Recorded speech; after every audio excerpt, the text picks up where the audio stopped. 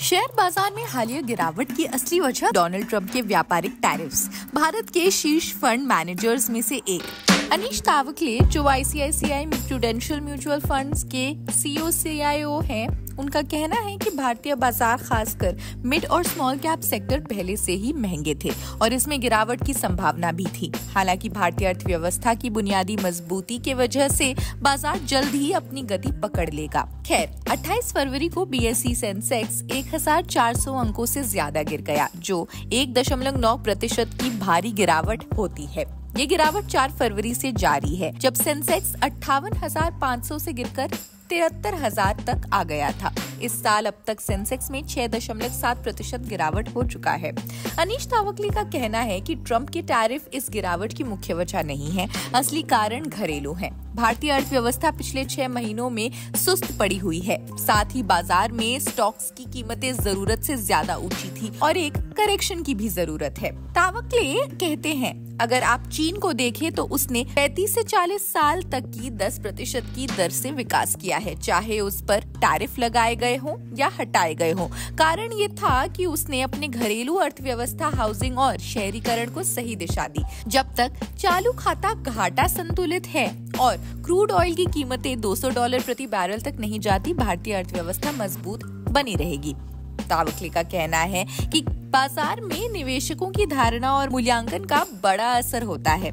Mid और small cap sectors पहले से ही महंगे थे और अब जब करेक्शन हुआ है तो कई लोग इसे हाल की घटनाओं से जोड़ रहे हैं, जो सही नहीं है। अगर आप देखें तो सिर्फ विदेशी निवेशक ही नहीं बल्कि MNC प्रमोटर्स ने भी अपने निवेश निकाले हैं। इसका कारण टैरिफ नहीं बल्कि भारतीय बाजार में ज्यादा वैल्यूएशन था, जिससे उन्होंने अपना मुनाफा निकालने का सही समय देखा। तावकले के मुताबिक भारतीय अर्थव्यवस्था में कोई बुनियादी कमजोरी नहीं है। चालू खाता घाटा संतुलित है, महंगाई नियंत्रण में है, बैंकों और कंपनियों की बैलेंस शीट मजबूत है। एकमात्र समस्या कमजोर मांग की है, जो आसानी से हल की जा सकती है। वो आगे कहते हैं, हमने इस साल के बजट में कुछ वित्तीय समर्थन यानी फिस्कल सपोर्ट देखा है और अगर हमें मौद्रिक नीति यानी मॉनेटरी पॉलिसीज से भी समर्थन मिलता है तो अर्थव्यवस्था जल्द ही रफ्तार पकड़ लेगी। 1 या 2 तिमाही का समय लग सकता है, लेकिन अगर RBI का मौद्रिक नीति समिति यानी MPC समर्थन जारी रखती है तो अर्थव्यवस्था पटरी पर आ जाएगी। तावकले मानते हैं, भारतीय अर्थव्यवस्था के लिए हाउसिंग सेक्टर की स्थिति अहम है। वो कहते हैं, हमें हाउसिंग सेक्टर में रिकवरी की जरूरत है। मैं चाहूंगा कि हाउसिंग की कीमतें थोड़ी स्थिर हो ताकि मांग बढ़े और निर्माण गतिविधियां फिर से तेज हों। हाँ, टैक्स कटौती से उपभोक्ता खर्च और निवेश दोनों बढ़ेंगे, जिससे अर्थव्यवस्था को फायदा होगा। इसके अलावा मैं चाहता हूं कि मौद्रिक नीति का समर्थन भी बना रहे, क्योंकि इसे जरूरत पड़ने पर बदला जा सकता है। अर्थव्यवस्था की मौजूदा सुस्ती का मुख्य कारण घरेलू मांग में कमजोरी है, न कि ट्रंप के टैरिफ। अगर सरकार की मौद्रिक और वित्तीय नीतियां जारी रहती हैं, तो भारतीय बाजार जल्द पटरी पर लौट सकता है। Over the last 40 years, right, they've built a huge amount of housing. They've built a huge amount of cities. The urban population in China has gone up from like around 200 million to 900 million. So they've moved like close to 700 million people from rural areas to cities over the last 40 years. Now that is a huge success. Now what happens when you do that, right, is now once you've moved 900 million people, the number of new houses you have to build is smaller. So supposing in one period you moved 100 million people from cities, from rural areas to cities. Yeah. And next year you move only 50 million. You're still moving, but number of houses you have to build now is negative, right? It's declining. Yes. Right? It's mathematical. So now all the people who were engaged in home building, who were engaged as brokers, making furniture for houses, there is by definition, because you've built all the stuff that you need to build, less demand for that, right? So yes, that suffers from a period of weak demand. So what needs to happen, right, is all these people get fired, they lose their jobs, but they will find other jobs. They will become, like when we say China will move from an investment economy to a consumption economy, what we are actually saying in practice is these people, the Chinese, will take more holidays. Some of these people they will go out, enjoy life more.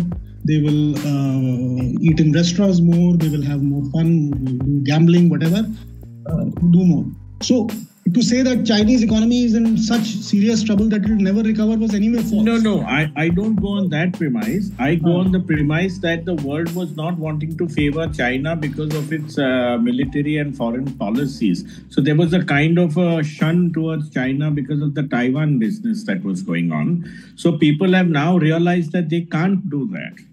And let me again look at capital flows. The world may not like China, but the world needs their money. Right. So it's not as if, in fact, it is not that the US wants to say no to China.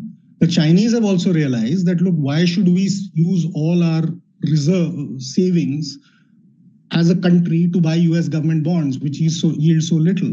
The Chinese are saying, look, rather than us buying US government bonds and the US government then going out or the American enterprises then going out and investing in other countries and earning a high return on them, we will invest directly. So the Chinese are doing stuff like saying, look, rather than us buying all our government bonds, let's go and do Belt and Road Initiative. So they are going out and buying ports, businesses, etc. in other countries. You always have to remember, the country that is supplying capital is not in a weak position, right? So this notion that all the power rests in the hands of countries that are recipients of capital is a flawed notion. China is the supplier of capital. खैर, आप अपने विचार comment section में जरूर बताएं। देश दुनिया की अन्य खबरों के लिए भी देखते रहें जनसत्ता। शुक्रिया।